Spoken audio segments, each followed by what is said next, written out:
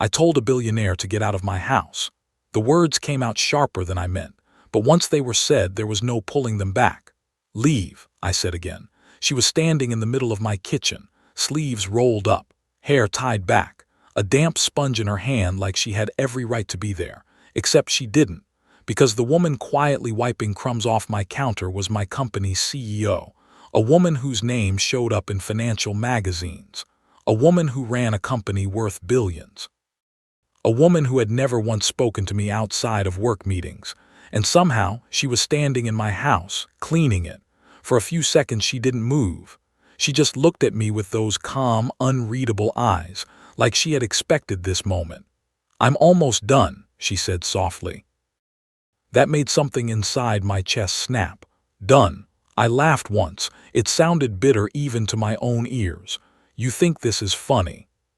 She set the sponge down carefully. "I don't think it's funny." "Then what is it?" I demanded. "A joke, a charity project, some kind of billionaire hobby?" She didn't answer. That silence only made it worse, because my house looked exactly like a place someone would feel sorry for. There were toys scattered across the living room floor. A small pile of laundry sat half-folded on the couch. Crayon drawings covered the fridge door, and in the corner of the kitchen was the sink. The sink she had apparently decided to clean. I rubbed my face with both hands, exhausted and angry all at once. "Look," I said, forcing my voice to steady. "I don't know how you got in here. I don't know why you're here, but whatever this is, I don't need it." She picked up a towel and slowly dried her hands. "I know you don't." "Then why are you doing it?" Another silence. It stretched long enough that the air in the room started to feel tight. I had worked for her company for 3 years. 3 years of spreadsheets, deadlines, and late nights. In that entire time, I had only seen her up close twice. Once at a company conference, once during a department presentation. Both times she had been surrounded by executives and security like a different species of human. Untouchable, unreachable. And now she was standing in my tiny kitchen like she belonged there. It didn't make sense. None of it did. "Did someone send you?" I asked finally. "Human resources, some corporate program." "No." "Then how do you even know where I live?" She hesitated. That hesitation made my stomach twist. "You shouldn't have come here," I said quietly. Something flickered across her face. Not guilt, not embarrassment, something closer to sadness. "I know." The front hallway creaked suddenly. Small footsteps padded across the floor. Before I could react, a small voice cut through the tension. "Daddy." I turned. My 7-year-old daughter Emma stood in the hallway in her socks, holding the stuffed rabbit she carried everywhere. Her sleepy eyes blinked at the scene in front of her, at me, at the woman in the kitchen, and then something happened that made my entire brain stall. Emma's face lit up. Not confusion, not fear, happiness. She ran forward, "Miss Olivia." Before I could stop her, she wrapped both arms around the billionaire CEO's waist like she had done it 100 times before. I froze, completely. Olivia looked down at Emma with a gentle smile I had never seen in any boardroom. "Hi, kiddo." "Kiddo," she said it so naturally it sounded practiced. Emma squeezed her tighter. "You came back." Back, my heartbeat thudded hard in my ears. I slowly turned toward Olivia. "Back," I repeated. Olivia didn't answer. Emma pulled away and looked up at me with bright eyes. "Daddy, Miss Olivia helped me clean my room yesterday." Yesterday, the word slammed into me. I stared at Olivia again. My voice dropped. "You were here yesterday." Emma nodded before Olivia could speak. "And the day before that." She added proudly. My chest felt suddenly hollow. I looked around my house again. The folded laundry, the clean counter, the organized toy bin in the corner. Things I had assumed I had done half asleep after work. Things I barely remembered finishing. Except now, a terrible realization began creeping in. Maybe I hadn't done them at all. I turned back to Olivia slowly. "How long?" She didn't pretend not to understand. Her voice was quiet. "A few weeks." The room went completely silent. "A few weeks." My throat tightened. "You've been coming into my house," I said slowly, "for weeks cleaning it." Yes, and talking to my daughter. Emma tugged Olivia's sleeve excitedly. Miss Olivia reads me stories, she said. Something cracked deep inside my chest. I felt suddenly dizzy. You can't just, my voice broke slightly. I cleared it and tried again. You can't just walk into someone's life like this. Olivia finally looked directly at me. There was something raw in her eyes now. I know. Then why? My hands shook slightly. Why would someone like you come here and do this? Her lips parted like she might answer, but she stopped. Her gaze shifted to Emma. Emma was holding Olivia's hand now, like it was the most normal thing in the world. Olivia swallowed slowly. Then she said something that made my entire world tilt sideways. I came because of something you said. My eyebrows pulled together. What? Her voice softened. You said it 3 years ago. 3 years. My mind raced through meetings, presentations, random conversations. Nothing made sense. I don't even know what you're talking about, I said. Olivia looked at Emma again, then back at me, and the emotion in her voice this time felt dangerously close to breaking. You told your daughter something one night, she said quietly. Something cold slid through my stomach. How would you know that? She took a slow breath, because the answer she was about to give clearly terrified her, and when she finally spoke, the words were barely louder than a whisper. Because I was there. My blood ran cold, because there was only one way that could be true, only one possibility that made sense, which meant the real question wasn't why she was cleaning my house. The real question was something far more disturbing. How long had she been watching my life without me knowing? I didn't speak for several seconds, not because I didn't want to, because my brain simply refused to catch up with what she had just said. You were there, I repeated slowly. Emma swung Olivia's hand happily, completely unaware of the storm building inside my chest. Yes, Olivia said quietly. My jaw tightened. That doesn't make any sense. I ran a hand through my hair and took a few steps across the kitchen, trying to steady myself. 3 years. She said 3 years. But there was no moment in the last 3 years where the billionaire CEO of my company had been anywhere near my house. At least none that I remembered. You're telling me, I said carefully, that you somehow heard something I said to my daughter 3 years ago. Yes. How? She didn't answer. The silence hit me like a wall. My patience snapped. Olivia. I rarely said her name. Employees at the company almost never did. It was always Ms. Carter, but right now I didn't care about titles. How, I repeated, were you there? Emma suddenly tugged my sleeve. Daddy, Miss Olivia makes really good pancakes. I looked down. Emma smiled up at me like this was the happiest morning of her week. She puts chocolate chips inside them. My stomach twisted. How many times has she made you pancakes? I asked slowly. Emma started counting on her fingers. 1, 2, 3. She looked up proudly. 6. 6 times. My heart dropped. 6 mornings that I had somehow missed. 6 mornings where a billionaire CEO had been inside my home while I was asleep upstairs after working late shifts. Emma, I said gently, kneeling down to her level. Sweetheart, when did Miss Olivia come here? Emma shrugged in the way kids do when they don't think a question is complicated. Sometimes when you're working late. My chest tightened. Sometimes when you're sleeping. I stood up again slowly. My eyes locked on Olivia. You've been entering my house at night. Her voice remained calm. The back door was never locked. That doesn't mean you're invited. I know. You know, I let out a sharp breath. You know, and you still kept doing it.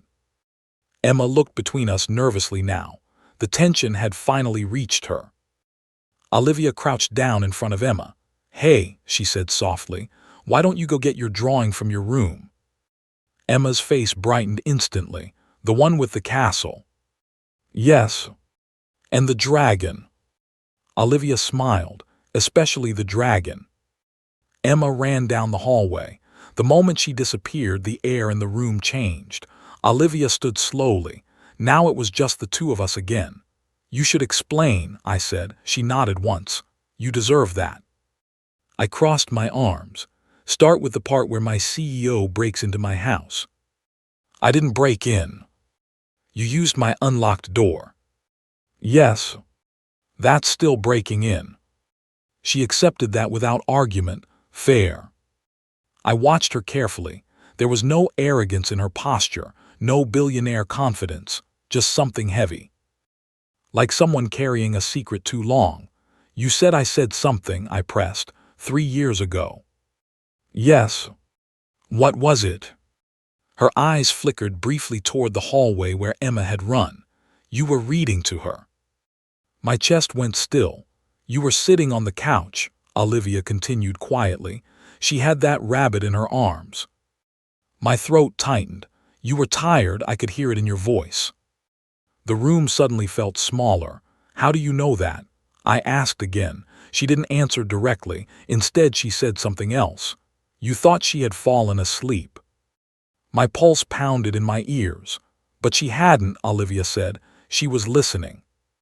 I swallowed, because now a memory was stirring, faint, blurry, like a dream you only half remember.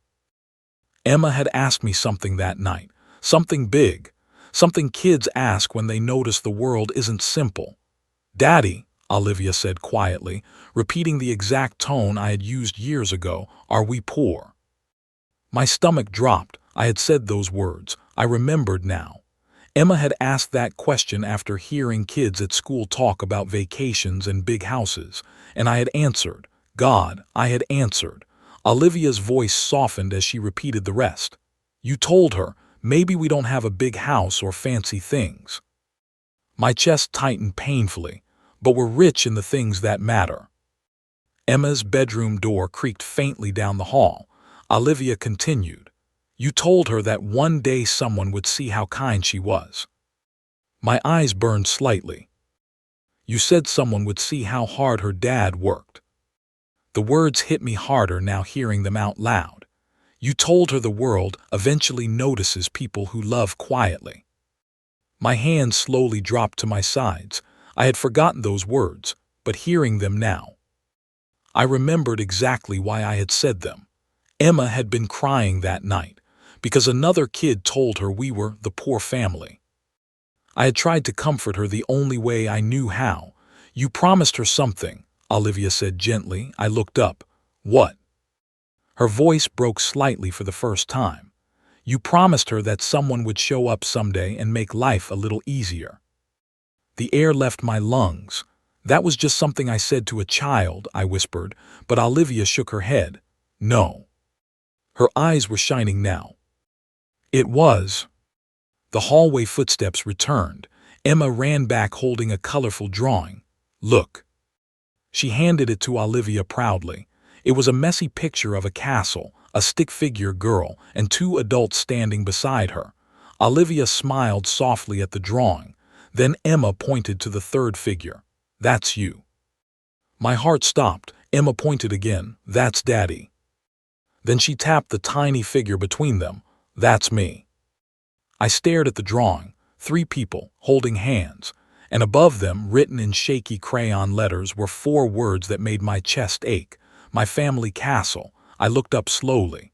Olivia was watching me carefully now, and suddenly something about this entire situation felt even more impossible, because there was still one piece that didn't make sense. One question that had been clawing at my mind since this conversation started. Olivia, I said quietly. Yes. You still haven't explained the most important part.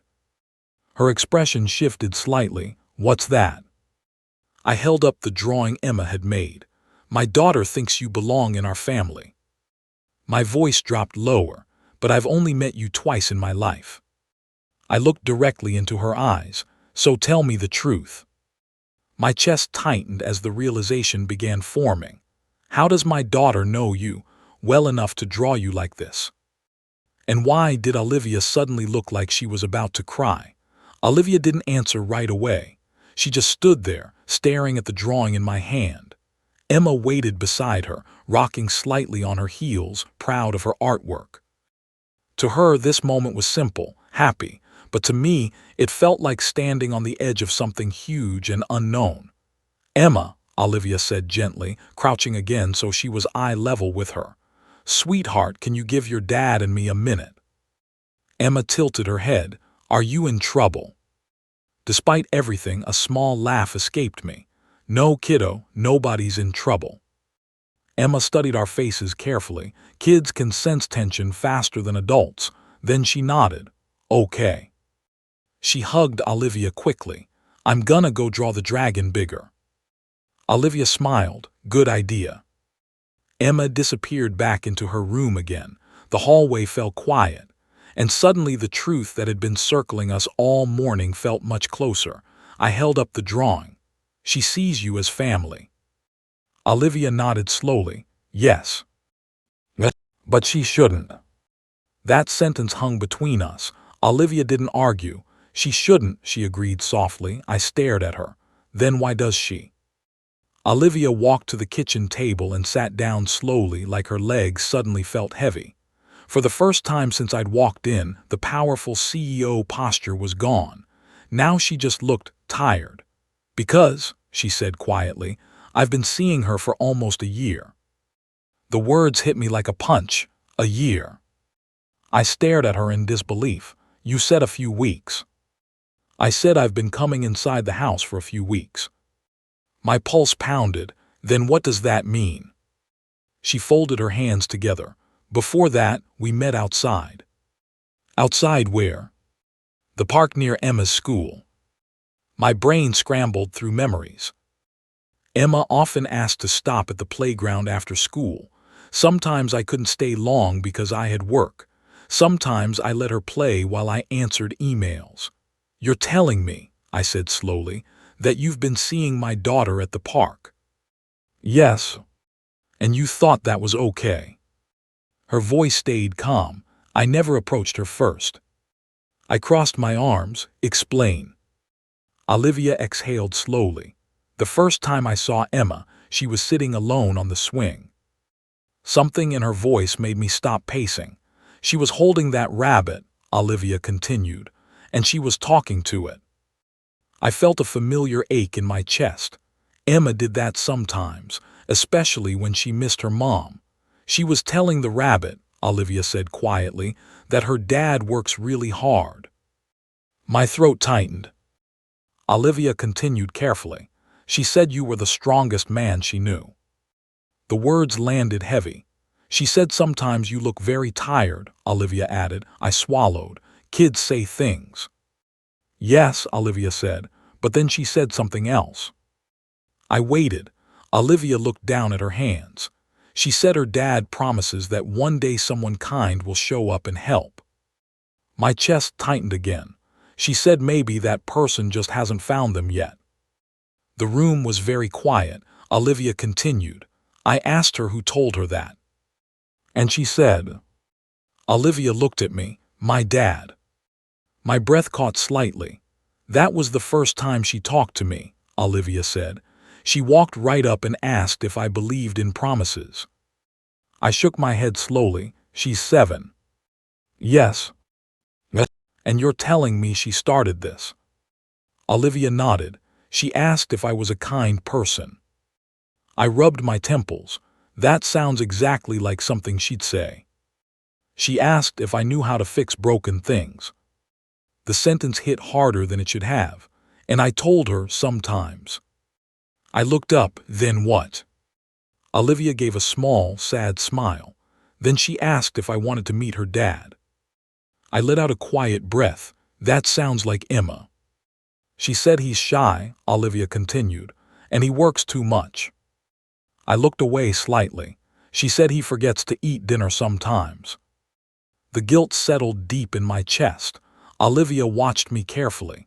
"I didn't approach her after that day," she said, "but every afternoon she would wave when she saw me." "And you kept coming back?"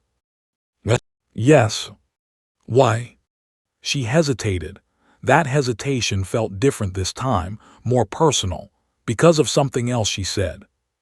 "What?" Olivia's voice softened. "She said her dad thinks nobody notices quiet love." I closed my eyes briefly. I had said that, probably late at night, probably when Emma had asked another impossible question about life. And that bothered you? I asked. Olivia shook her head slowly. No.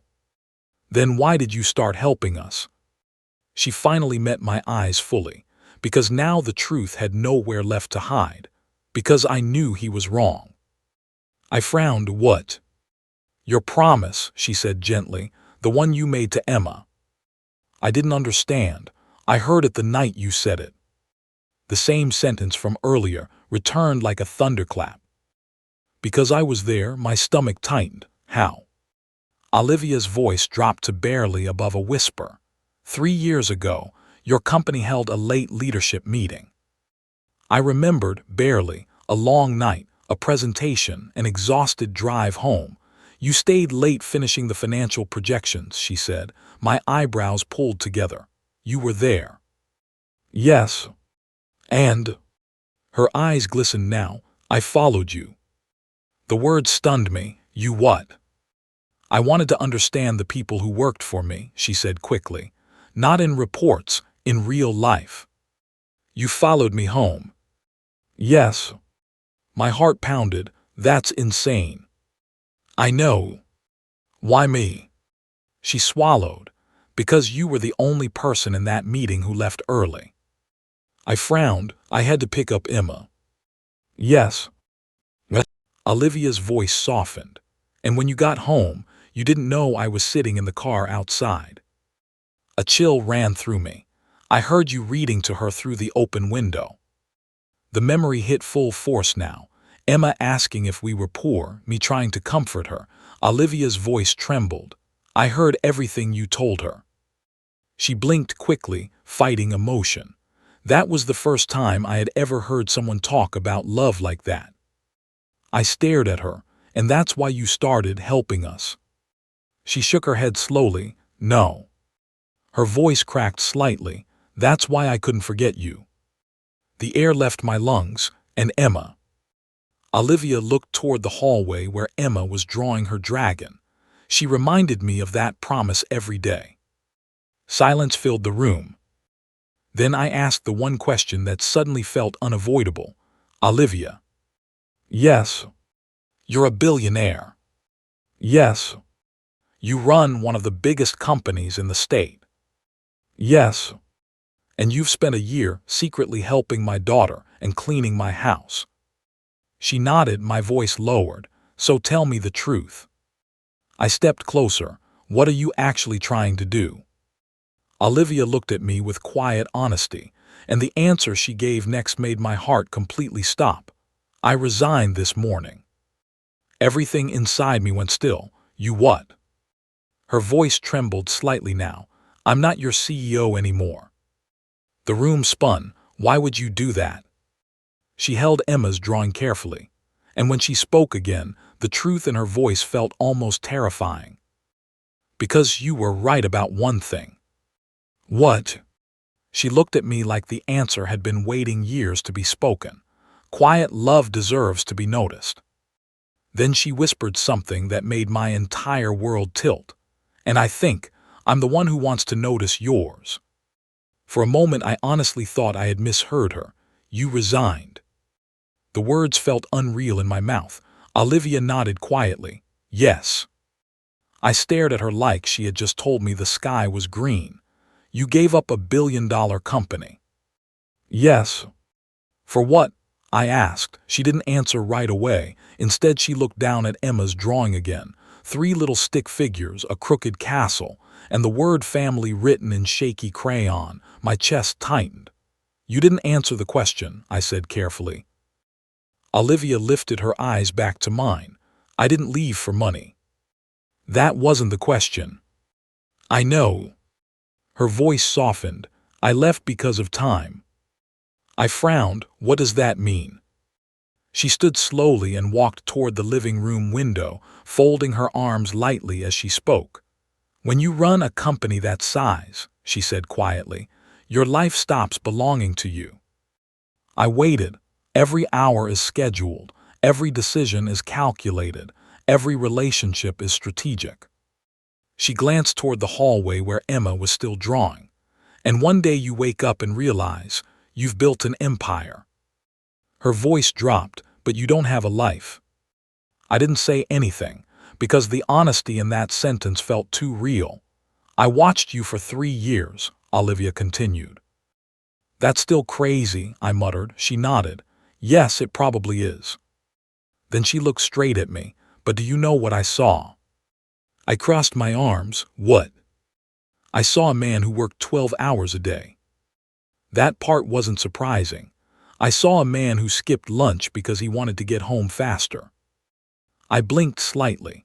I saw a man who stopped at the grocery store at midnight so his daughter would have breakfast. My throat tightened. And every night, Olivia said softly, I saw a man who sat on the couch with a tired voice and still read bedtime stories like it was the most important job in the world. The room felt quiet again. I hadn't realized someone had been noticing those things. People admire power, she continued. They admire wealth. Her voice lowered. But the night I heard you tell Emma that quiet love matters, I realized something. I swallowed. What? Her eyes softened. I had spent my entire life chasing the wrong kind of success. I looked down at Emma's drawing again. The tiny castle, the crooked family. You're saying you quit your company because of something I said to my kid? Yes. That's not logical. No, she agreed gently. It is. The hallway door creaked open. Emma stepped out again, holding another drawing. Daddy. I forced a smile. What is it, kiddo? She ran over and handed me the paper. This one showed the same 3 figures, but the castle was bigger now, and above it were bright yellow crayon lines meant to be sunshine. Emma pointed proudly. I made the dragon friendly. I looked at the drawing and laughed softly. Good idea. Emma turned to Olivia. Are you staying for pancakes? The innocence of the question hit me like a brick. Olivia hesitated. Then she looked at me. That look carried a question without words. I felt my chest tighten.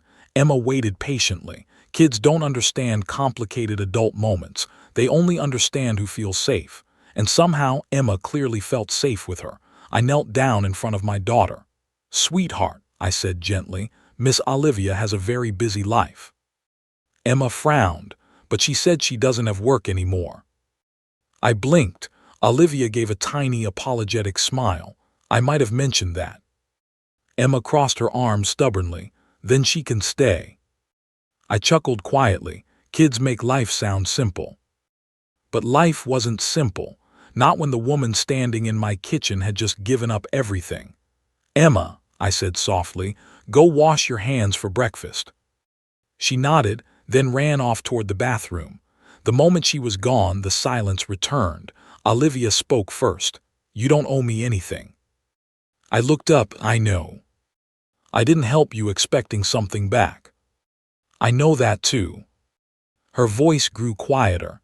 I just wanted your promise to be true. My chest tightened again. The promise. Someone kind would show up someday. I had said those words to comfort a crying child. I never expected them to become real. You shouldn't have changed your life because of us, I said. Olivia shook her head gently. I didn't change my life because of you. I frowned. Then why? She stepped closer. Because when I watched you and Emma, I realized something. What? Her voice softened again. I wanted a life that looked like that. My heart thudded slowly, not from romance, from the weight of what she was risking. Olivia, I said carefully, you barely know me. A small smile touched her face. I know enough. That's dangerous thinking. Maybe. I rubbed the back of my neck. This isn't a movie. I know. This is real life. Yes. And real life is messy. Her smile grew slightly. I noticed. We both glanced at the toys scattered across the living room. For a second, neither of us spoke. Then I asked the question that had been sitting in my chest all morning. What happens now? Olivia took a slow breath. I don't know. That honesty surprised me. I thought you had a plan, I said. I had a hope. What hope? She gestured gently toward Emma's drawing on the table. That maybe, the promise you made your daughter wasn't finished yet. I looked down at the paper again, 3 stick figures, holding hands. It was such a small drawing, but somehow it felt bigger than the entire house. Emma's voice echoed from the bathroom. I'm ready for pancakes. I stood there for a moment longer, thinking about promises, thinking about quiet love, thinking about a billionaire who had chosen pancakes over boardrooms. Finally, I looked back at Olivia. Do you know how to make chocolate chip pancakes? She smiled. I've had some practice. I nodded toward the kitchen. Then you better start cooking. What? She laughed softly, and for the first time since this entire impossible morning began, the tension in the house finally broke. Emma ran into the kitchen seconds later. Olivia lifted her easily onto the counter while mixing batter. I leaned against the doorway watching them, not as a boss, not as a billionaire, just as someone standing in my small, messy kitchen. And for the first time in years, the house didn't feel quite so heavy, because maybe Emma had been right. Maybe promises don't always happen the way we expect. Sometimes they take years, sometimes they take courage, but every once in a while, someone actually shows up and keeps them, because some promises don't have expiration dates, and sometimes the quietest love is the one that changes everything.